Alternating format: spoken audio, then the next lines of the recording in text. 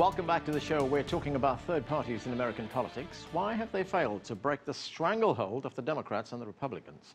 Joining me now here in the studio is Carla Hall. She is the political director for the Libertarian Party and is a former candidate for the U.S. Senate. Joining us from Boston is John Andrews. He is co-chair of the U.S. Green Party in Massachusetts. And with us here in the studio as well is political commentator and journalist Bob Franken. Welcome to all of you to the show. Bob, let me start with you. How did First of all, can you please call me a statesman if Jesse Ventura can be a statesman? Bob, any day. You're the statesman, a diplomat. But tell us, how did the two-party system become so entrenched in the American political system, notwithstanding the fact, as Jesse Ventura just told us, that he did break through the system? Well, first of all, you have to accept, as Ventura said, that we have a two-party system in this country. There are many people who believe that we have one system with a whole bunch of squabbling factions, that being the capitalist party, the oligarchical party, something like that. You do have independent groups, but the reasoning is that the United States, the people of the United States, on the one hand, they like to argue, but on the other hand, there's a characteristic here that they love to have their stability. And they don't like to be threatened with the chaos that they see, for instance, in Europe or elsewhere, where you have many, many parties competing and you don't have specific election days. That's why it's been so hard to break through. The other reason is that the parties basically have the media in their stranglehold. The media, for the most part, acquiesce to the two-party system, saying, sure, we'll play ball with you, and we're not really going to play ball with anybody else. Carla, let's take, let's say, a party that is made up of libertarians. How difficult is it to make inroads into this two-party system?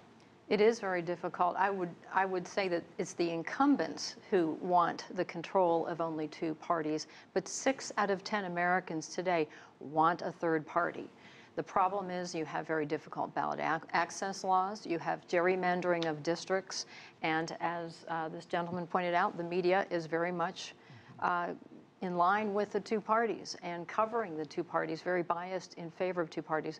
But this is not representative of the American people. They want many more choices. But Carla, you also have the problem where you have, on the one hand, the independents on the right, and on the other hand, we have the independents on the left, and there's no way that they're going to come together in a coherent third-party movement. They don't need to. Okay, let me go to John Andrews in Boston. John, Ralph Nader ran as the Green Party candidate in the 2008 election, and we will never forget that election because it took such a long time to resolve. Has the Green Party been able to sell itself as a viable alternative third party in U.S. politics?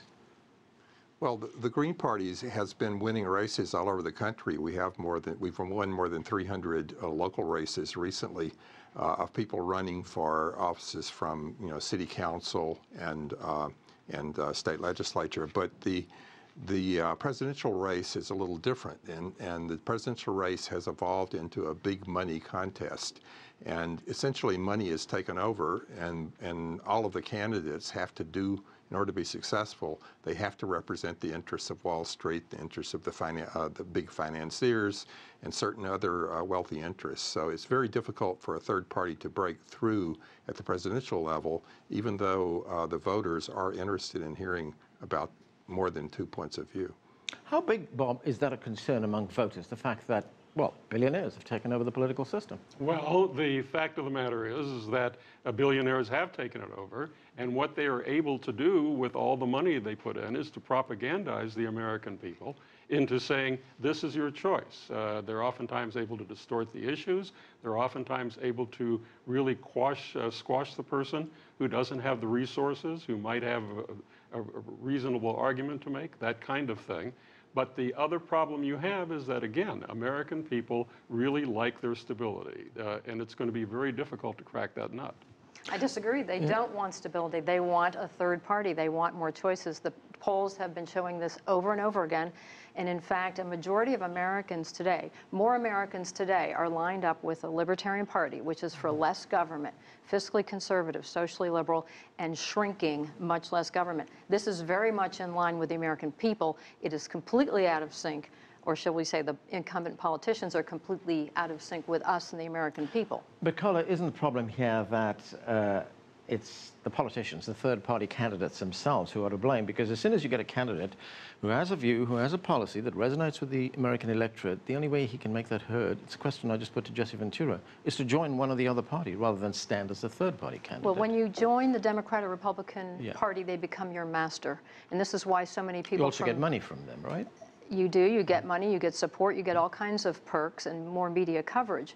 But it also means you have to sell your soul. And that's why so many people who want less government, who want freedom, have left both the Democrat and Republican parties and are active with the Libertarian Party because we represent their views. We've been working at it for 44 years now. We got on the ballot in almost all 50 states in 2012, and two-term Governor Gary Johnson was our nominee, who has now filed a lawsuit against the Commission on Presidential Debates, which is restricting the debates. This commission is not an official government function. It is a private organization controlled by the two incumbent old parties, the Democrats and Republicans. Well, and yet, from the Libertarian point of view, you had a candidate, Ron Paul, who was pretty much dismissed by the great bulk of Americans as a bit of a nutcase, an eccentric. That's not true. Well, the sure, vast true. majority of Americans never even found out his name because it wasn't being adequately covered. Of course they found out his name. He was covered quite a bit. No, most people, in 2008 he was. But not when he was our nominee in 1990. What I'm saying is that you have had your chance, and the Green Party has had its chance and has won on the local level, but has not been able to marshal the resources. Look, I think there's an answer here, and the answer is to have a strictly nonpartisan election at all levels, where in fact no party identification is allowed. The candidate has to stand on his own merits, as opposed to having a party system. I don't think that's Let me go to John again. I think there is a real problem with that, in that a nonpartisan system would probably result in billionaires running for office. It's very difficult without having a party organization behind you to run without having huge amounts of money. So I think the fairness for the political parties is very important. All the Green Party needs, as I say, we've won at the local level, but at the national level, we need entry into the debates, and we need fair coverage from the press. When we get that, we do very well. Jill Stein, our presidential candidate in 2012, went to a debate, a mock presidential debate held by students that supposedly predicts the outcome of elections. She was allowed to speak for 6 minutes, and she won 27% of the vote. And you only need 33% to win in a three-way race. So we've done very well where our candidates have been able to be heard. But the problem is the unfairness in the media and the exclusion from the debates. And I think Carla is right. There are 2 lawsuits now against the Commission on Presidential Debates that the Green Party and the Libertarian Party are participating in. Those lawsuits could make a real difference in getting the alternative voices out there. But how do you determine who is the third party that is going to participate in the debate? Glad you asked, because the Fair Debates lawsuit sponsored by Our America Initiative and Greens and Libertarians are co-plaintiffs says that if you're on the ballot in enough states to mathematically potentially win the presidential election, then you should be in the debates. And both the Greens and Libertarians qualified for this in 2012. The Libertarians were on in 48 states, the Greens in 41 states, which gave us enough potential electoral votes. This is a very objective measure. It requires the candidates to go through the arduous process of getting on the ballot in these states, which our small parties have worked at for years and gotten where we did today because we are representing these grassroots movements. But if the polls show a negligible amount of support for that candidate, should that candidate then be included in the debates? The polls, especially the ones that the Commission on Presidential Debate have been very arbitrarily selecting, don't even include the third parties usually. They only include the Democrats and Republicans. All right. So they can't meet their criteria. John, what do you make of the fact? What do you make of the fact that, as Carla has pointed out, there is enormous public support for a third party, 6 in 10. That Gallup poll was actually 58% of Americans think that a third political party is needed because Republicans and Democrats, and I'm quoting here, do such a poor job. There is big support. Why has that support not been exploited by parties like the Green Party? Yeah, well, the Green Party has done very well, as I said, in local races, but the problem is there are tremendous forces working against us, some of which we're were just mentioned, where the two parties have conspired to eliminate the competition. And this has happened with the Commission on Presidential Debates. It's not a nonpartisan commission as it should be by law. It's a conspiracy, basically, by the Democrats and Republicans to make sure voters don't know who else is running and don't hear them. There was back in 2000, Carla participated in a debate here in the gubernatorial race in Massachusetts that involved Carla, the Green Party candidate Jill Stein, Mitt Romney, and Shannon O'Brien, a Democrat, and an independent. And after the race in the viewer poll, the Green Party candidate won. The Green Party candidate actually had, according to the viewers, won the debate against Mitt Romney, who was about the best debater the Republicans had to throw up. So it's a matter of getting into the debates and being heard. It's the suppression of discussion that has led to third parties not making progress at the national level. Bob, talking about alternative systems or alternative procedures in this country, to what extent does the American electoral system mitigate against third-party candidates? Because you have this, in each state, you have this winner-take-all.